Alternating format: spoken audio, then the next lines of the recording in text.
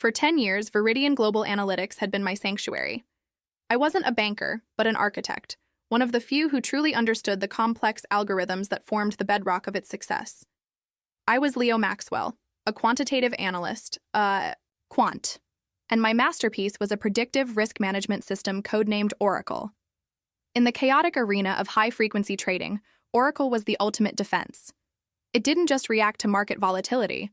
It forecasted it, modeling investor sentiment, tracking liquidity in dark pools, and calculating the cascading effect of a single political tremor.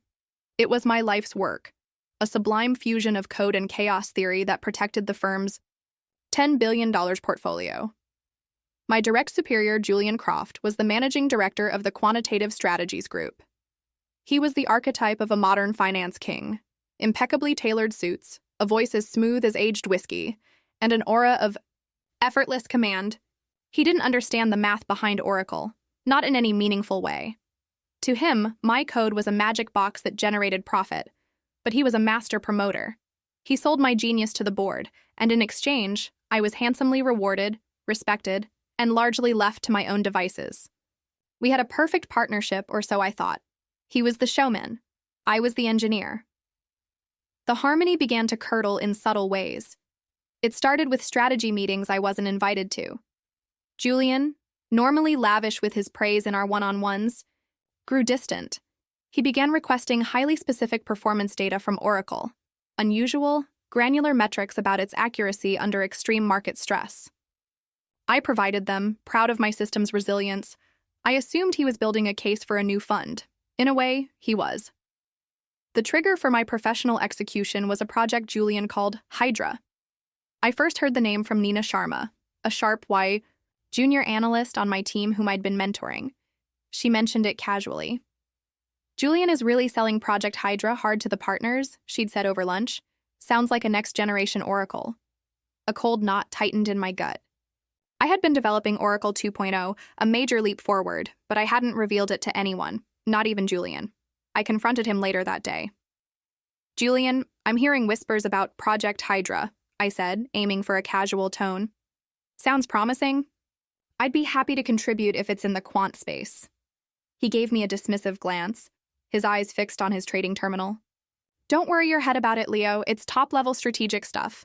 Above your pay grade for the moment. You just keep Oracle running smoothly. Above my pay grade. The words were a slap in the face. I was the highest-paid non-partner in the entire division. It was a clear, calculated insult. The cold knot turned to ice. For the next 2 weeks, I was methodically isolated. My access to certain data streams was quietly curtailed. My emails to Julian about Oracle's necessary calibration, updates were ignored. Nina started looking at me with sympathetic eyes, quickly averting her gaze when I caught her looking. The office air grew thick with things left unsaid. The end came on a gray Tuesday. I received a calendar invitation for a meeting with Julian and Robert Miller, the head of human resources. The subject line was ominously blank. My heart began to pound a heavy rhythm against my ribs. Miller was the firm's executioner, a man who spoke in sterile corporate jargon and offered severance packages with the empathy of a mortician. In Julian's gleaming glass office, with its panoramic view of the city's financial heart, the Yas sentence was passed. Miller, predictably, did the talking, his face a mask of professional detachment. Leo, he began, sliding a folder across the polished table. We've concluded your semi-annual performance review. Unfortunately, there are several significant concerns. I was genuinely baffled. My performance was Oracle's performance, and Oracle was having a record-breaking year. Concerns? What concerns? The fund is tracking 18% gains year to date. Julian finally spoke, his voice dripping with feigned regret. It's not about the raw numbers, Leo. It's about your collaborative fit. You've become isolated. You're not a team player. You've been resistant to integrating your methodologies with broader, firm-wide platforms. The charge was so ludicrous it was almost laughable. My work was the platform. What are you talking about? Broader platforms? You mean Project Hydra? The project you specifically told me was above my pay grade? Miller cleared his throat, cutting me off. There have been complaints regarding Your communication style and a failure to adequately document your processes, which creates an unacceptable key person risk for Veridian. It was a textbook corporate assassination. They were weaponizing my intense focus, the very trait that enabled me to create Oracle, against me. The documentation claim was a flagrant lie. I had terabytes of it, but Julian was the gatekeeper. This is absurd, I said, my voice shaking with a fury I couldn't contain. This is about Hydra. You've stolen my work, haven't you, Julian? You've copied Oracle, put a new name on it, and now you're firing the only person who can expose you as a fraud. Julian leaned back, a flicker of cold victory in his eyes. Your accusations are baseless and frankly slanderous. The firm has developed its own proprietary technology. Your services are no longer required. The professional obliteration was total. In half an hour, I was transformed from the indispensable architect of Veridian's success into a pariah. They gave me a cardboard box for my desk trinkets and had security walk me out, a grim procession past the averted eyes of my colleagues. My system access was severed, my accounts locked.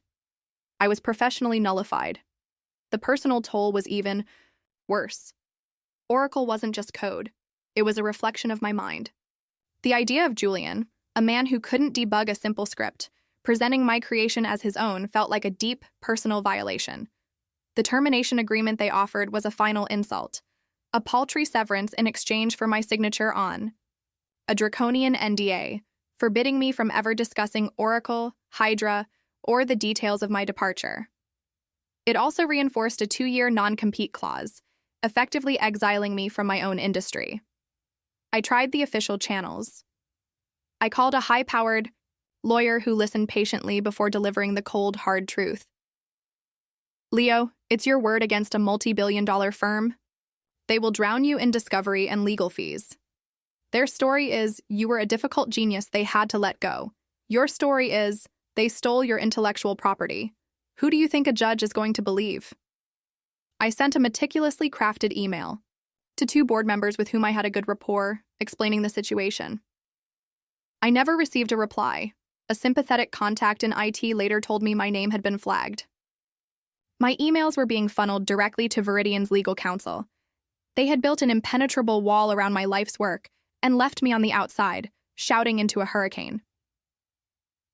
That night, alone in the stark, modern apartment my now defunct salary had afforded, the grief began to transform into something colder, sharper, and far more dangerous. They hadn't just fired me. They had tried to delete me. They thought they had buried Leo Maxwell, the brilliant but difficult quant. They were about to be introduced to Leo Maxwell, the strategist. They had taken my shield. It was time for me to forge a sword. The first week was a fog of helpless rage and a series of slammed doors. Every official path I tried to take was blocked by the immense invisible wall of Veridian's corporate power. My lawyer's words became a mantra. You need more than a story. You need undeniable proof, and they control the evidence. HR was a black hole. The board was a distant constellation. I was a ghost haunting the machine I had built. My decision to fight back wasn't a lightning strike of inspiration. It was a slow rising tide of cold fury, fueled by sleepless nights and the phantom pain of being cut off from my own creation. Despair gave way to a detached, analytical calm. Julian and Veridian had made a critical miscalculation. They saw me as a brilliant but passive academic. They never considered me a strategic threat. They had calculated the cost of a lawsuit, but they had failed to calculate the risk of me. My first move was to establish a ghost network. I purchased a new laptop with cash, installed a secure version of Linux, and used a chain of public Wi-Fi hotspots, tunneling my connection through multiple VPNs. I was no professional hacker, but I knew enough to evade standard corporate surveillance. My target was Nina Sharma. She was my only potential bridge back inside the fortress. I sent her a message from a new anonymous Proton Mail account. Coffee, my treat. You name the time and place. LM. She replied in under an hour, suggesting a tiny, out-of-the-way cafe in a part of town far from the financial district. When I met her, she was a bundle of nerves, her hands wrapped tightly around her cup. Leo, you shouldn't be contacting me, she whispered, her eyes darting around the cafe. They're watching everything. They wiped our work machines for any external communications. I know. That's why we're here, I said calmly. sliding a small sealed anti-static bag across the table. This is a burner phone. Encrypted messaging app is already installed. Only turn it on when you're far from home or the office. Use it to talk to me, or throw it away. Your call.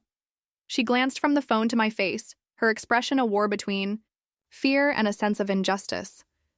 What they did to you, it was despicable. Everyone knows Hydra is just Oracle with a new paint job. Julian is parading it around like he's Steve Jobs. He's unbearable. I need to know his game plan, Nina. I don't want you to steal code. I need the business side. Meeting minutes, presentation decks, internal strategy memos. Anything. That shows me how he plans to use it. She hesitated, the conflict playing out on her face. Finally, with a deep breath, she slipped the phone into her bag. I can't promise anything, but I'll see what I can do. 2 days later, the burner phone vibrated. It was a single file. The Project Hydra pitch deck Julian had presented to the partners. As I scrolled through the slides on my secure laptop, my blood turned to ice. He hadn't just stolen Oracle.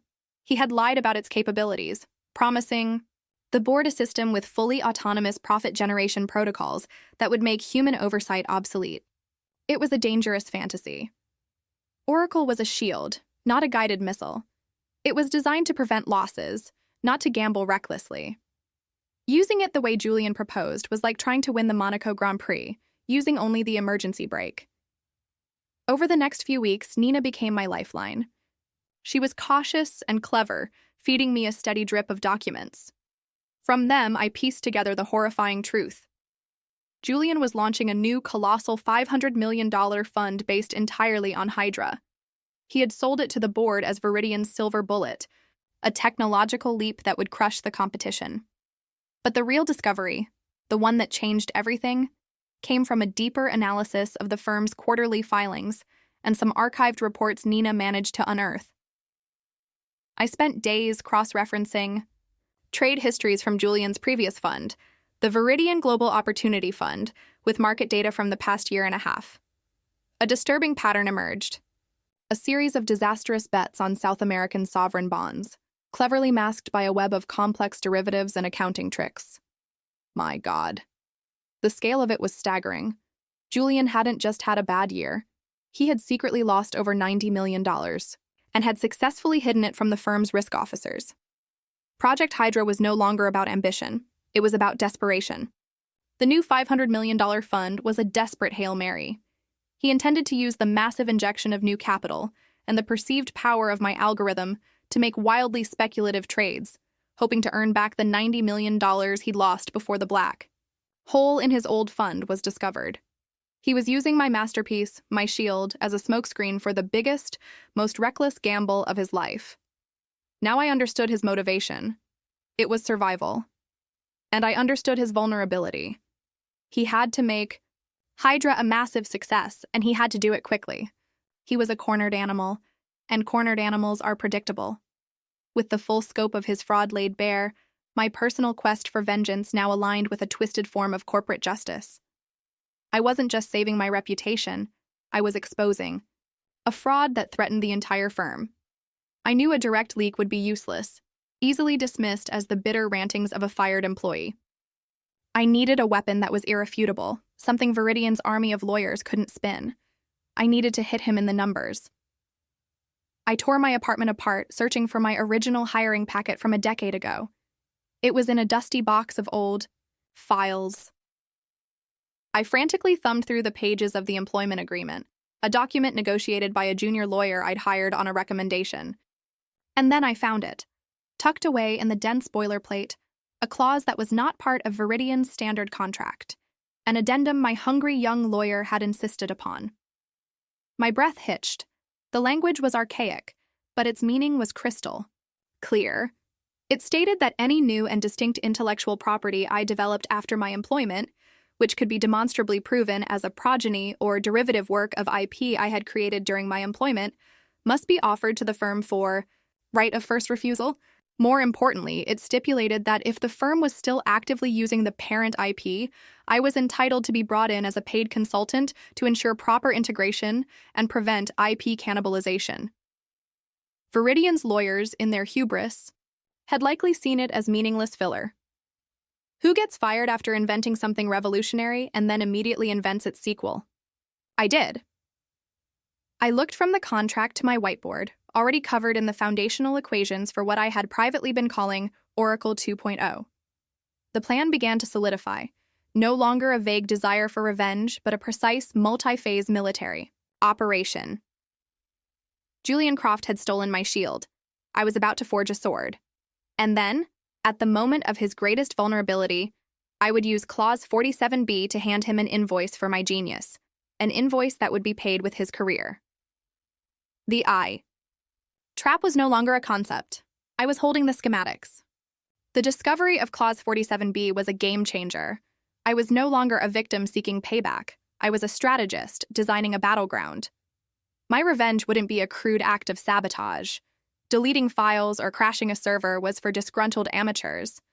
My revenge would be a public, irrefutable masterclass in competence versus fraud, executed in the very arena Julian claimed to command. My strategy was a 3-act play, elegant in its design and devastating in its potential conclusion. Act 1. Forge the sword. I would pour all my energy into completing Oracle 2.0. This was not going to be an incremental update.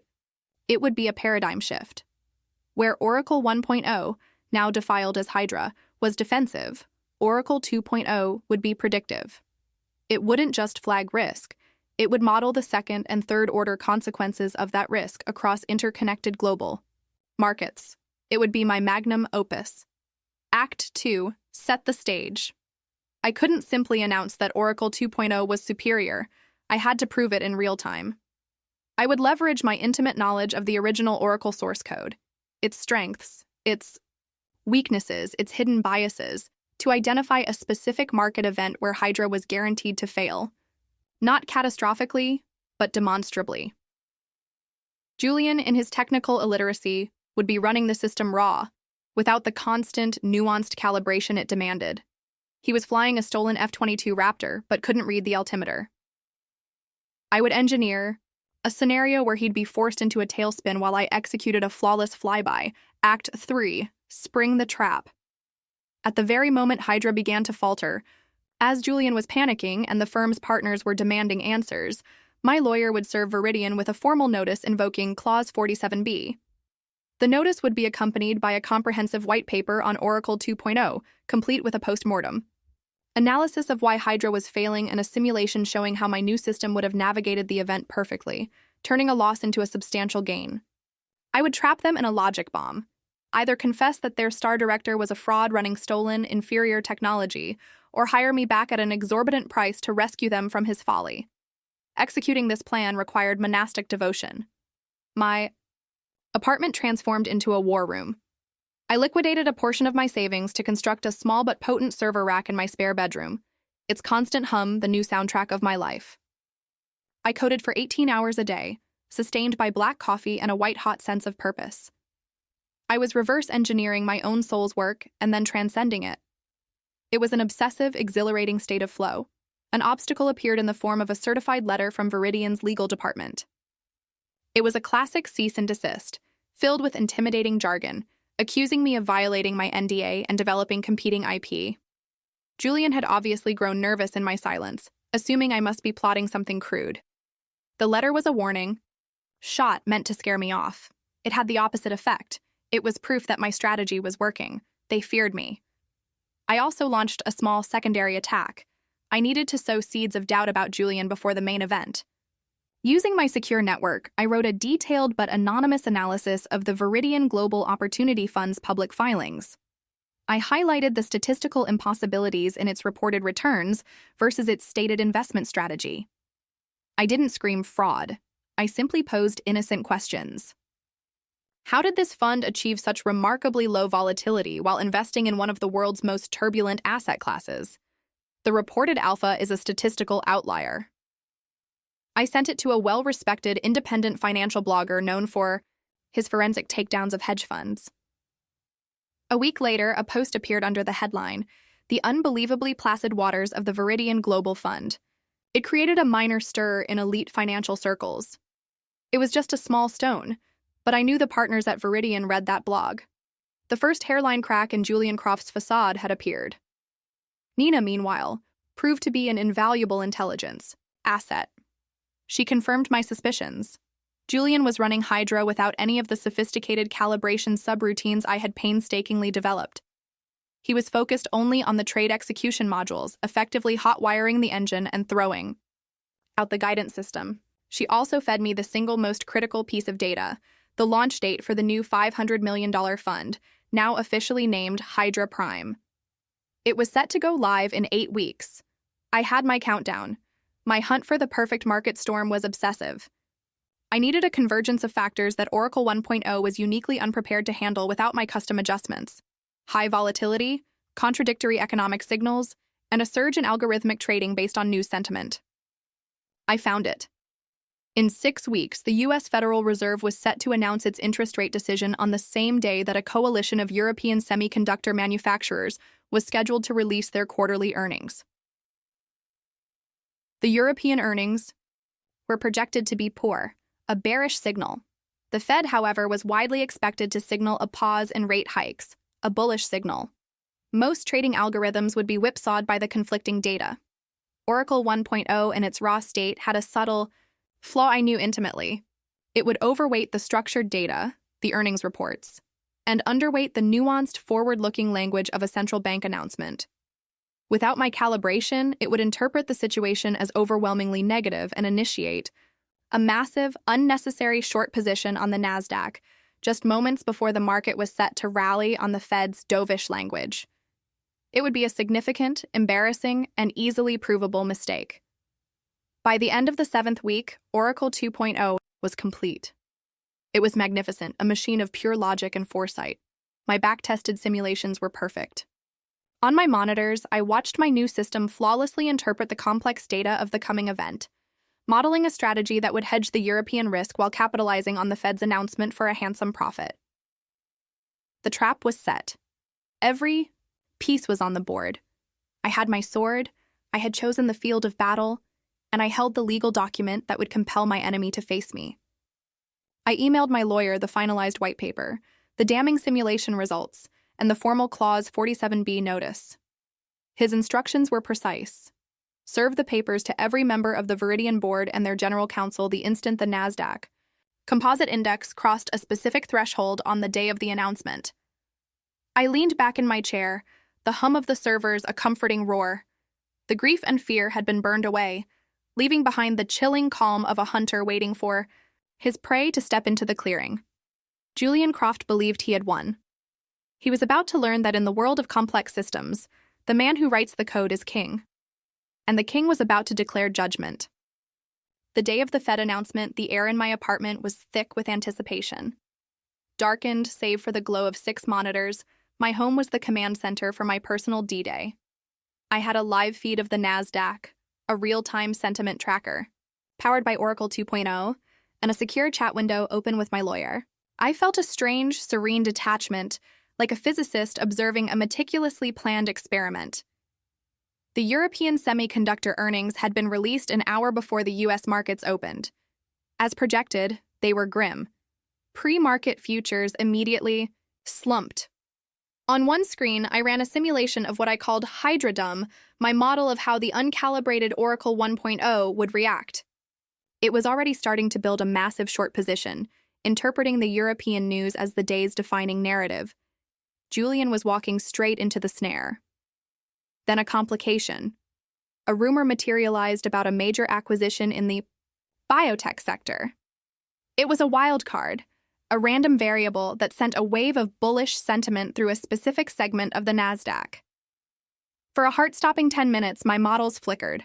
The market wasn't behaving precisely as forecast. The biotech surge was partially counteracting the tech slump, confusing the overall picture. If the market didn't dip low enough before the Fed announcement, Hydra's initial short position wouldn't be large enough to be truly devastating. My perfect storm was faltering. My pulse quickened. Had I made a fatal miscalculation, just as a Yue sliver of doubt began to form, the burner phone buzzed. A frantic message from Nina. He's overriding. Julian is manually cranking up the leverage, tripling down on the short. He's screaming at the terminal that the machine is being too timid. He's convinced the market is about to crater. I let out a sharp, silent laugh. It was the twist I couldn't have planned for. Julian's hubris, his fatal flaw. He wasn't just letting the compromised algorithm run, he was dousing it in rocket fuel. He saw the biotech rally as a meaningless anomaly, a last gasp before the inevitable collapse. His greed and desperation had made him reckless. He was overriding the few remaining risk parameters, forcing Hydra into a position so aggressive that even my worst-case scenarios hadn't accounted for it. He wasn't just going to lose money, he was going to incinerate it. At 2 p.m. Eastern Time, the Federal Reserve released its statement. My eyes scanned the text in milliseconds, my brain processing the nuances of the language. It was exactly as I'd hoped, dovish. They were holding rates steady and using the phrase patient approach for future policy. The market reacted like a coiled spring. The Nasdaq reversed its morning dip and began to surge upward with ferocious velocity. On my Hydra dumb simulation, crimson warnings cascaded down the screen. The algorithm was trying to unwind its gargantuan short position, but in a market rocketing upward, every microsecond translated into millions in losses. It was buying back shares at ever-escalating prices, hemorrhaging cash, and Julian, thanks to his manual override, was leveraged to the absolute limit. Now, I typed to my lawyer, go. At the headquarters of Veridian Global Analytics, Julian Croft was watching his career dissolve in a real-time waterfall of red ink. The Hydra Prime Fund, live for less than a full trading day, was already down 9 figures. The firm's partners, drawn by the panicked energy on the trading floor, were gathering behind him, their faces ashen. It was at that exact moment that a junior partner scrambled onto the floor, holding a tablet. Julian, the board just got served with an emergency injunction from Leo Maxwell's lawyer. Julian spun around, his face a deathly shade of pale. What? And then, every board member's phone and computer chimed in unison with an email. The subject line was a digital bombshell. Urgent. Invocation of Clause 47B and mitigation of ongoing losses in Hydra Prime Fund. Attached was my white paper, a 50-page surgically precise document. It contained a side-by-side architectural comparison of the Oracle 1.0 system and the known framework of Hydra. A forensic analysis of precisely why Hydra was failing, pointing to the specific modules that were misinterpreting market signals. Complete simulation showing how my new system, Oracle 2.0, had predicted this exact eventuality 3 weeks prior and had modeled a strategy that would have returned a 4% gain instead of a catastrophic loss. A formal demand, under penalty of further legal action, for an immediate emergency board meeting, where I would act as a consultant to mitigate the ongoing financial damage caused by the improper implementation of the parent IP, as per the terms of Clause 47B. The final page was a screenshot from my Oracle 2.0 dashboard, timestamped that morning, showing its primary recommendation: hedge bearish EU sentiment with index puts. Prepare for bullish reversal post-FOMC statement. Advise long positions on Nasdaq futures at 1:55 p.m. EST. It was a confession, a smoking gun, and the only available solution, all delivered in a single PDF. An hour later, I was in my apartment, wearing a pressed shirt for the first time in weeks, staring into my laptop's webcam. On the screen was a gallery of grim faces, the entire Veridian board, including a ghostly shattered Julian Croft and a stone-faced Robert Miller from HR. Mr. Maxwell, the chairman began, his voice tight with controlled fury. This is highly irregular. Irregular circumstances require irregular solutions, I replied, my own voice perfectly calm. As you can see from the live data, the Hydra Fund is currently experiencing a drawdown of approximately $94 million, a figure that, coincidentally, is almost identical to the previously undisclosed loss Mr. Croft was attempting to conceal from his Global Opportunity Fund. A collective audible gasp rippled through the virtual room. I had connected the dots for them in a way they could not possibly ignore. For the next 20 minutes, I clinically dissected Julian's entire scheme. I didn't raise my voice. I didn't emote. I simply presented the data. I walked them through the stolen system, the reckless leverage, the hidden losses, the lies. I was the creator explaining why his invention had malfunctioned, And in doing so, I exposed the man who stole it as not just a thief, but a profoundly incompetent one. When I finished, a heavy silence filled the call. Julian was staring blankly, his face a mask of utter ruin. He was checkmated by the very technology he believed was his path to salvation. He had no alibi. The numbers on their own screens, the logic in my white paper, the clause in my contract, it was a perfectly constructed trap. The chairman finally spoke. "Mr. Croft, Mr. Miller, please disconnect from this call. The rest of us will remain." As their video feeds vanished, the chairman looked at me, his expression a complex mix of anger and grudging admiration. "Mr. Maxwell," he said, his voice heavy with the weight of the moment, "it appears we have a great deal to discuss." The revenge was complete. It wasn't loud or violent. It was quiet, technical, and total.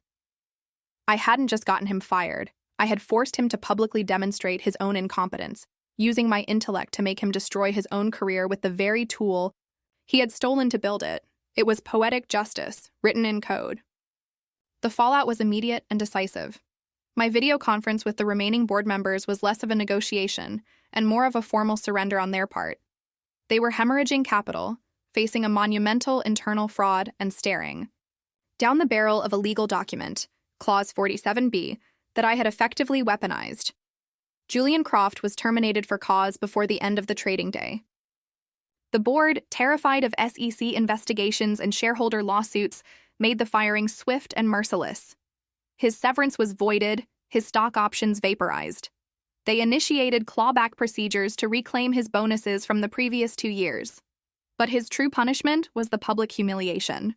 The story, carefully spun by Veridian's PR team to control the narrative, was that a rogue director had been dismissed after a proprietary risk system flagged unauthorized trading strategies. I was never named, referred to only as an external consultant who helped uncover the malfeasance. Julian Croft was professionally erased, his name destined to become a cautionary tale whispered on Wall Street. Robert Miller, the HR executioner, was quietly pushed into an early retirement. His role in my sham firing was cited as a critical lapse in procedural oversight, a necessary sacrifice to demonstrate the board was taking action. He was collateral damage, a casualty of the shockwave from the primary blast. My own resolution was far more gratifying. They needed me, and they knew it. The Hydra Prime Fund was frozen, a toxic asset on their books. They couldn't liquidate it without realizing the massive loss and triggering a market panic. They needed someone to safely dismantle the disastrous positions. They needed the system's original architect. They offered me a full partnership. I declined. I will never again be an employee of this firm, I stated in a follow-up call with the chairman. From now on, our relationship will be conducted entirely on my terms. My terms were straightforward and non-negotiable. I would accept a 3-year consulting contract for a fee that made my old salary seem like a rounding error. I would be given complete autonomy over the Quantitative Strategies Group, reporting directly to the board, bypassing the entire managerial structure. I would have the authority to rebuild the team from the ground up, and Veridian would issue a formal, though internal, letter of apology to me regarding the circumstances of my termination. They agreed to every single condition. I spent the next month performing delicate surgery on the financial wreckage Julian had left behind.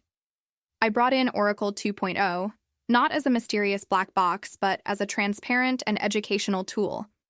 I began assembling a new team, my team. My first official hire was Nina Sharma.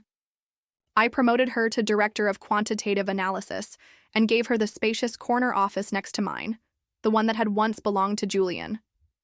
The look of quiet, triumphant vindication on her face was a reward in itself. Reflecting on the whole ordeal, I had to confront the moral ambiguity of my actions. I had used deception. I had baited a trap. I had manipulated people and events to serve my own ends. Was it justice, or was it simply sophisticated revenge? I concluded it was both.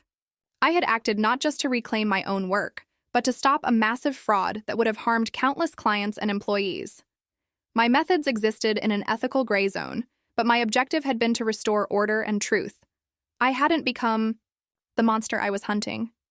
I had simply used the monster's own hubris as my weapon. I could live with that. My professional life was immeasurably better than before. I had more power, more respect, and more creative freedom than I ever could have achieved as an employee. I was no longer the genius in the back room. I was the strategist in the boardroom. My competence had been proven in the most dramatic and undeniable way possible. 6 months after the takedown, I was sitting in my new office looking out at the city skyline. My consulting contract was in place, the new team was thriving under Nina's leadership, and Oracle 2.0 was performing flawlessly, not as an instrument of vengeance, but as the shield it was always intended to be. The burner phone and hidden servers were gone, replaced by state-of-the-art technology to which I, and only I, held the master key. I felt a profound sense of closure. The burning anger had cooled into a quiet, lasting satisfaction. They had tried to delete me from their world, but in the end they had only succeeded in placing me at its center. I had fought the corporation and won, not with lawsuits, but with logic, preparation, and a deeper understanding of the system than anyone else. I had proven that in the digital age, the one who writes the code writes the rules. And it felt good to be the one holding the pen.